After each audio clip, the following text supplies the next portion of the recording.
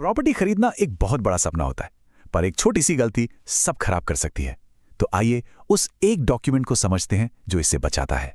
तो जब प्रॉपर्टी खरीदने या बेचने की बात आती है, वो कौन सा डॉक्यूमेंट है जिसे आप बिल्कुल इग्नोर नहीं कर सकते? तो ये है बैनामा। ये सिर्फ एक कागज नहीं है, ये आपकी मेहनत की कमाई का कानूनी सबूत है। मतलब इसके बिना प्रॉपर्टी खरीदने के बाद भी आप उसके कानूनी मालिक नहीं हैं, और यही आपको भविष्य के झगड़ों से बचाता है। लेकिन सच तो ये है कि इस जरूरी कागज को बनवाना बहुत ही मुश्किल काम रहा है, मतलब एक भूल भुलैया जैसा। पर अब टेक्नोलॉजी ने सब कुछ बदल दिया है। देखिए पुराने और नए सिस्टम में कितना फर्क है। 2 महीने, जरा सोचिए, अपनी ही प्रॉपर्टी के कागज के लिए इतना इंतजार करना पड़ता था। ये था पुराना सिस्टम। तो इसका हल क्या है? इसका हल है डिजिटल पोर्टल्स। सरकारें अब इन्हें ही लॉन्च कर रही हैं। इन पोर्टल्स का एक ही मकसद है, सब कुछ पारदर्शी और आसान बनाना, लैंड रिकॉर्ड से लेकर टैक्स पेमेंट तक। तो ये ऑनलाइन रजिस्ट्रेशन काम कैसे करता है? बहुत आसान है, सिर्फ 3 स्टेप्स में।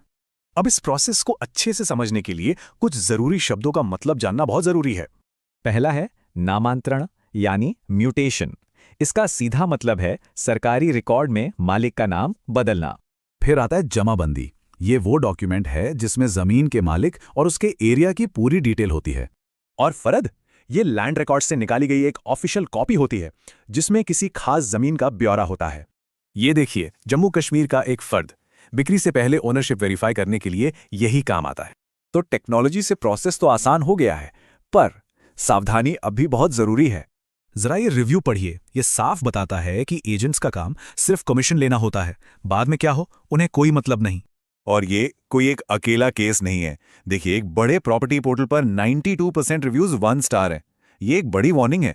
तो आखिर में बात ये है, हमेशा रजिस्टर्ड बैनामा लें, और हाँ, सिर्फ ऑफिशियल सरकारी पोर्टल्स का ही इस्तेमाल करें। तो सवाल ये है कि क्या टेक्नोलॉजी के आने से धोखाधड़ी खत्म हो जाएगी, या खरीदार को हमेशा ही सावधान रहना पड़ेगा?